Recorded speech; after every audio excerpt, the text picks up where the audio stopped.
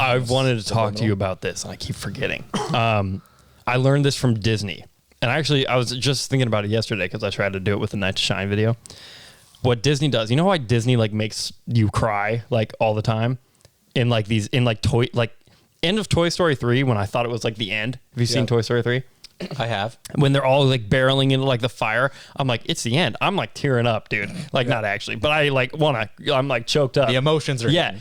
And it's genius what they do. Okay, so what Disney does and why they like take so much emotion in these like cartoons.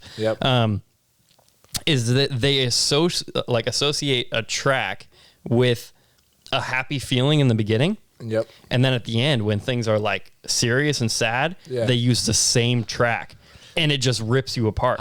It's the same song. It's the same score. It's not like a sad song. It's like that same song just kind of mellowed down. Yeah. So that's it. This is a reinterpretation. I've done a lot of study into video game music because it's the same thing. It's what we call a certain line or something in the music, like in the scoring world, is like a motif, right?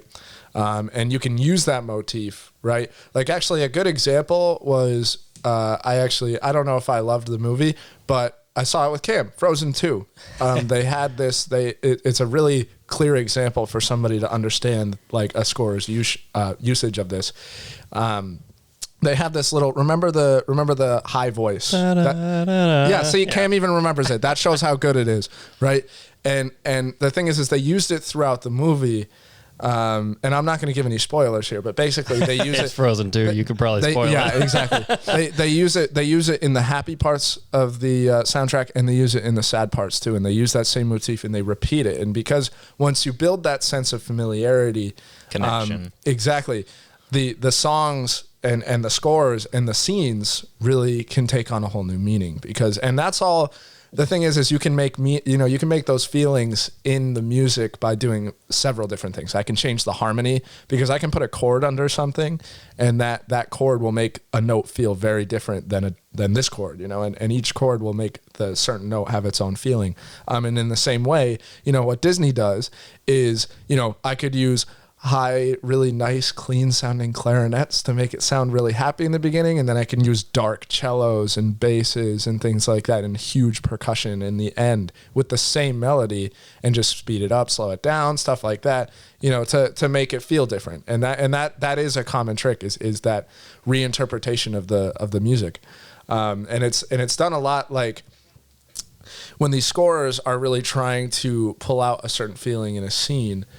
Like even what I was saying about the video game music is like, 8-bit has come a long way, and I think one of my favorite things is they've taken old video games and they're starting to remake a lot of them, right? And that if I were to tell anybody who's interested in film or video game music or even just music in general and wanting to know how like, the feeling of music can be brought about like we're talking about right now, like go look at some of those remakes because they are doing such a good job with them. Like they're taking, in the olden days, they had these like like the Game Boys and stuff like that the sound cards, like I think the whole soundtrack could only be like 6 meg of data. And so what that means is to stick it in there, they had to have literally no more than 3 sounds playing at a time for the whole thing. And that means like each one only gets 1 note at a time. No one sound can be playing chords. So if you're playing chords, those 3 notes have to be making up the chords. And then they had a little white noise track that sounded like a drum. So like if you think the whole Mario theme is that whole like 4 things.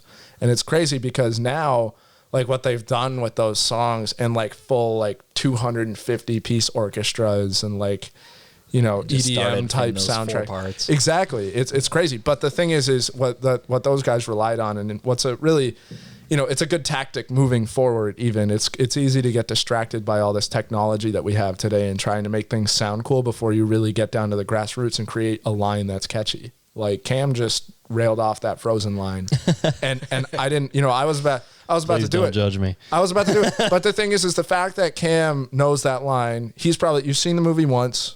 Yeah. Right. Just once. Yeah. And he hasn't really heard anything of it probably since, they've talked about it, but he hasn't seen any scenes, maybe a few.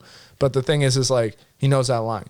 Yeah, And that's- it's there. Yeah. and that's how good it was. It's like you write a good line, a catchy line that really serves the purpose of your movie well, you're going to have success writing those scores.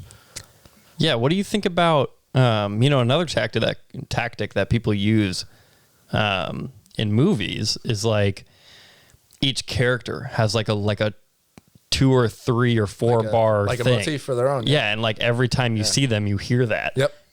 They do that really well in Lord of the Rings. Yeah, I'm a huge Lord of the Rings No, fan. exactly. No, for sure. It's definitely true. The Incredibles is a good one for that too. Oh, do they do that? I love the Incredibles soundtrack. Yeah, they have every kind of like superhero type Sure. thing. Like there's a villain theme and there's a there's a hero's theme and you always have like the little rings and jingles that they have and stuff like that. And that's all great because the thing is you stick that into a song, you can do some cool things with it. And that's I love how infinite the world of music and scoring is because no one decision is necessarily the perfect decision. There's no such thing as perfect, and so many people try and chase that. But there's like a million different things that they could have done that would have been awesome. Yeah. And so it's cool to see certain people, how they approach it.